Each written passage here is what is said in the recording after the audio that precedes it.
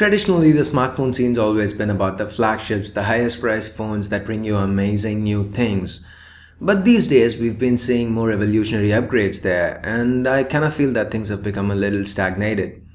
The focus is instead more onto the mid-range segment, and manufacturers are coming out with phones that offer great value.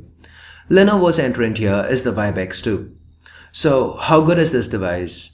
Should you consider getting this? Are there any quirks you need to know about? Well, that's what we aim to find out in this video.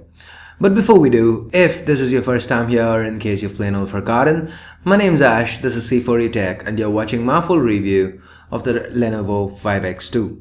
Let's get started.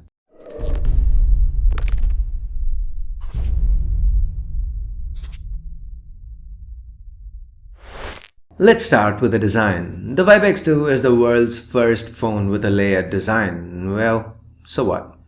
That's just BS. And not saying it's a bad looking phone, just saying that that's a bad marketing gimmick.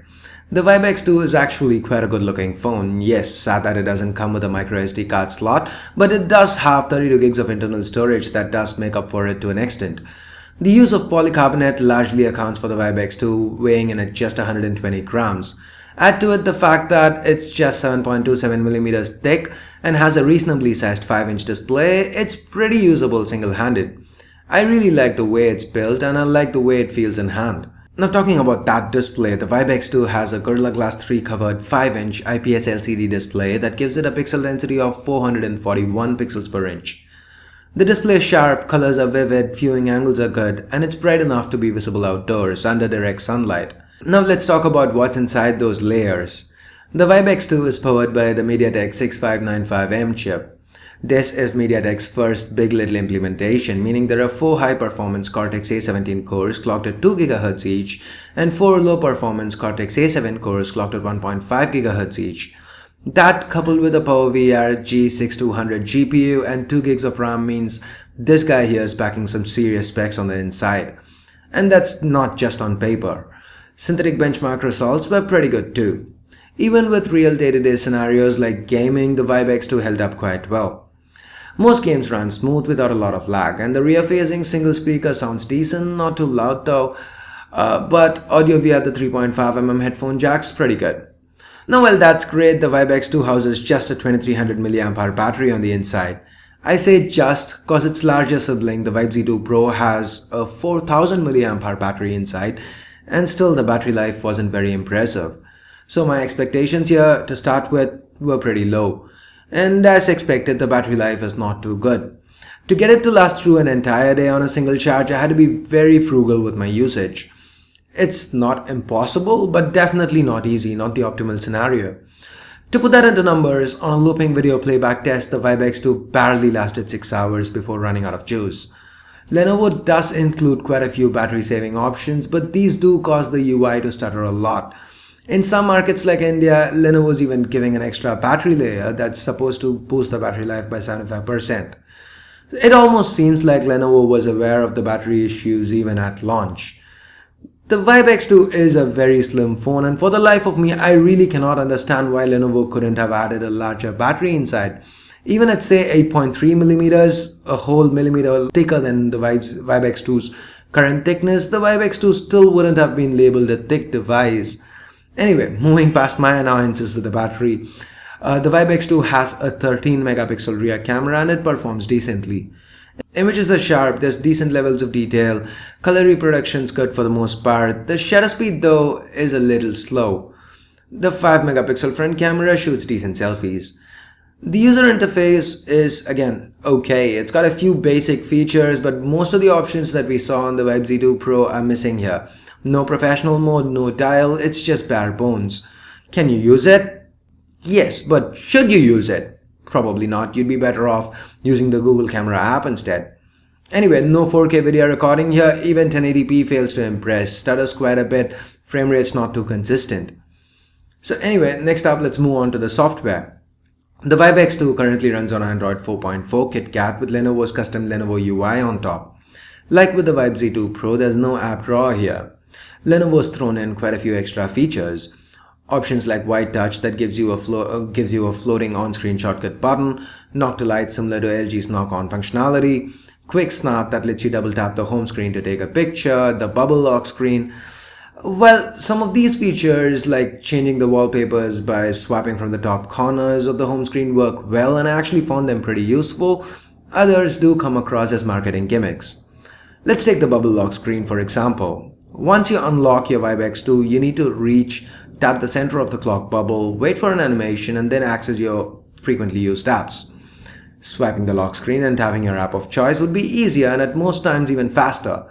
Anyway, once I got this phone, one of the things that I was really interested to the point that I actually did it on my unboxing video, was to quickly go into developer options and see if the Google UI style was available, but sadly, it's missing here.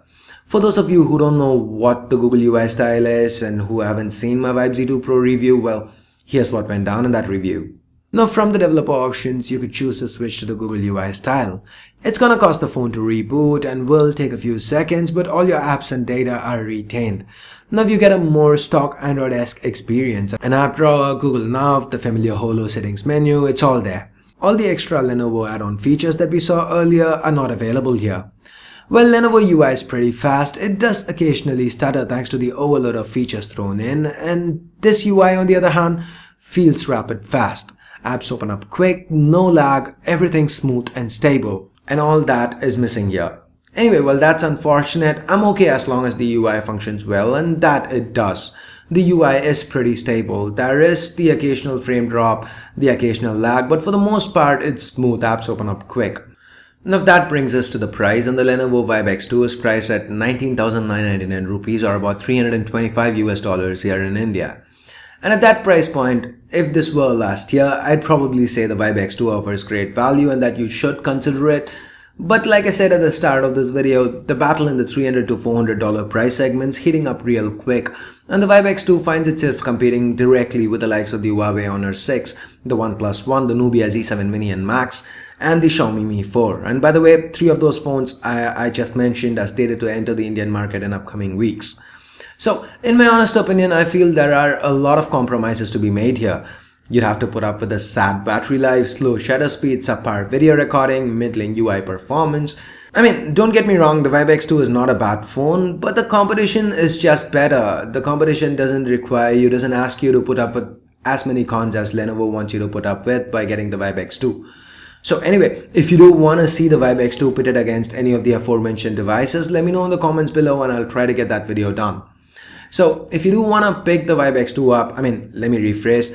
If you still do want to pick a Vibe X2 up, you can do that from merrymobiles.com. Remember, the prices are a little higher if you're buying from a third-party reseller.